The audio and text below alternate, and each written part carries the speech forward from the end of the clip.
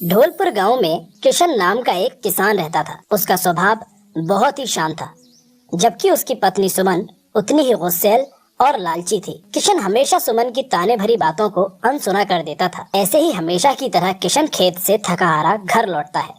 तभी सुमन अकेले में खुद से कुछ बड़बड़ा रही होती है। किशन पीछे से सब कुछ सुन रहा था, लेकिन हमेशा की तरह वो सब कुछ अनसुना कर देता है और अपनी पत्नी को प्यार से बुलाता है। अरे भाग्यवान, सुनती हो? मैं घर आ गया हूँ, जरा पानी तो पिलाना। आपको कितनी बार कहा है मैंने, मुझे भाग्यवान मत बुलाया करो। क्या हुआ सुमन, तुम इतना गुस्सा क्यों करती हो? भगवान की दया से हमें बिना किसी के सामने हाथ फैलाए अच्छे से 2 वक्त की रोटी मिल जाती है। और क्या चाहिए तुम्हें? हाँ, आप बस अपनी इस 2 वक्त की रोटी में ही खुश रहना। शांत होकर किशन फिर से अपनी पत्नी को समझाने की कोशिश करता है। सुमन, इंसान को हमेशा अपनी हैसियत और जरूरतों के हिसाब से ही सपने देखने चाहिए। लेकिन सुमन किशन की किसी बात को समझने को तैयार नहीं थी। वो उससे गुस्से से ही बात कर रही थी। आप बस ना ऐसे ही सोचते रहो, इसी की वजह से ना कभी आपकी हैसियत बढ़ेगी और ना कभी मेरी जरूरतें पूरी होगी। सुमन को इतना समझाने के बाद भी वो समझ नहीं रही है। ये देखकर किशन गुस्से में आकर सुमन पर हाथ उठाता है। सुमन भी गुस्से से घर से बाहर निकल जाती है। सुमन रोते रोते गांव के पास के एक जंगल में पहुंच जाती है और एक घने पेड़ के नीचे बैठ जाती है। तभी अचानक सुमन को किसी के पैरों की आवाज सुनाई देती है। वो डरकर पेड़ के ऊपर चढ़ जाती है और छुप जाती है। वो पैरों की आवाजें चोरों की थी। चोर चुराए हुए सारे सोने का आपस में हिस्सा करने बैठ जाते हैं। चलो चलो, इससे पहले कि हमें कोई देख ले, सोने के 3 हिस्से कर देते हैं।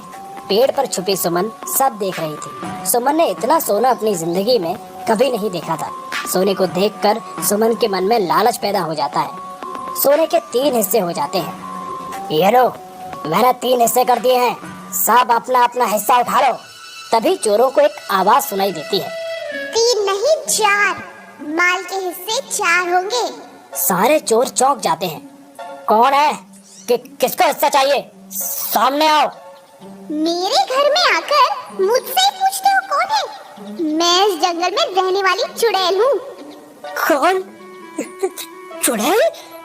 और हाँ, अगर इस जंगल में जिंदा बचना चाहते हो तो सोने का एक हिस्सा मेरे लिए छोड़ के जाओ। चोर डरकर सोने का एक हिस्सा पेड़ के नीचे रखकर भाग जाते हैं। चोरों के वहां से जाते ही सुमन पेड़ से नीचे उतर आती है। सोना देखकर उसकी आंखें चमक जाती हैं और सारा सोना लेकर वो खुशी खुशी अपने घर चली जाती है। सुमन, ये सब क्या है? इतना सोना तुम्हें कहाँ से मिला? किसका है ये सोना? ये भगवान जी ने मुझे दिया है। सुमन, सच सच बताओ, तुमने चोरी तो नहीं की ना? हाय दैया, मैं क्यों चोरी करूं? मैंने कोई चोरी वोरी नहीं की है। कहा ना, ये मुझे भगवान जी ने दिया है। ठीक है, तुम नहीं बताती हो तो तुम्हारी मर्जी, लेकिन मुझे उम्मीद है कि कोई गलत काम करके तुमने ये हासिल ना किया हो।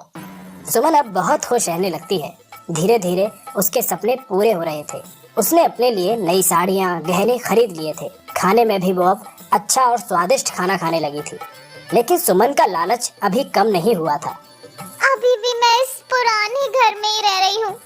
पता नहीं मेरा ये सपना कब पूरा होगा। तभी सुमन के दिमाग में एक बात आती है। काश वो चोर फिर से मुझे मिल जाए और इस बार मैं उनसे एक नहीं पूरा का पूरा हिस्सा मांगूंगी। अब सुमन रोज रात को कभी किशन से छुपकर तो कभी किशन से झगड़ा कर जंगल जाने लगी, चोरों के इंतजार में। एक दिन वो चोर फिर से उस जंगल में आ पहुंचे। सुमन उनका इंतजार ही कर रही थी। इस बार भी चोर चोरी किए हुए माल के हिस्से करने लगते हैं। ये लो, माल के 3 हिस्से, उठा लो अपना अपना हिस्सा। 3 नहीं 4, माल के हिस्से 4 करो। चलो चलो, इससे पहले कि हमें कोई देख ले, सोने के 3 हिस्से कर देते हैं। एक भी नहीं, इस बार पूरा का पूरा माल रख के चले जाओ यहाँ से, नहीं तो कोई जिंदा नहीं बचेगा। इस बार चोर डरते नहीं। उनको समझ में आ जाता है कि कुछ तो गड़बड़ है। वो आवाज कहाँ से आ रही थी ढूंढने लगते हैं। तभी पेड़ पर छुपी सुमन उनको दिखाई देती है। चोर सुमन की नाक काट के वहाँ से सारा माल लेकर चले जाते हैं। सुमन अपनी कटी हुई नाक लेकर रोते रोते घर आती है और दरवाजा खटखटाती है। दरवाजा खोलो, जल्दी दरवाजा खोलो, बुरी खबर लाई हूँ, खोलो दरवाजा खोलो, कटी नाक लेकर आई हूँ। किशन दरवाजा खोलता है और सुमन की कटी नाक देखकर डर जाता है। सुमन, ये सब कैसे हुआ? तुम्हारी नाक कैसे कट गई? तभी सुमन किशन को सारी सच्चाई बता देती है कि उसे पहले सोना कैसे मिला था और अब उसकी नाक कैसे कट गई। सुमन, मैंने तुम्हें कितनी बार समझाया, लेकिन तुम समझती ही नहीं। देखा तुम्हारे लालच का अंजाम, तुम्हारी ये कटी हुई नाक। सुमन, जब इंसान के अंदर लालच का जन्म होता है तो उसके सुख और संतुष्टि को खत्म कर देता है। जी मुझे माफ कर दीजिए।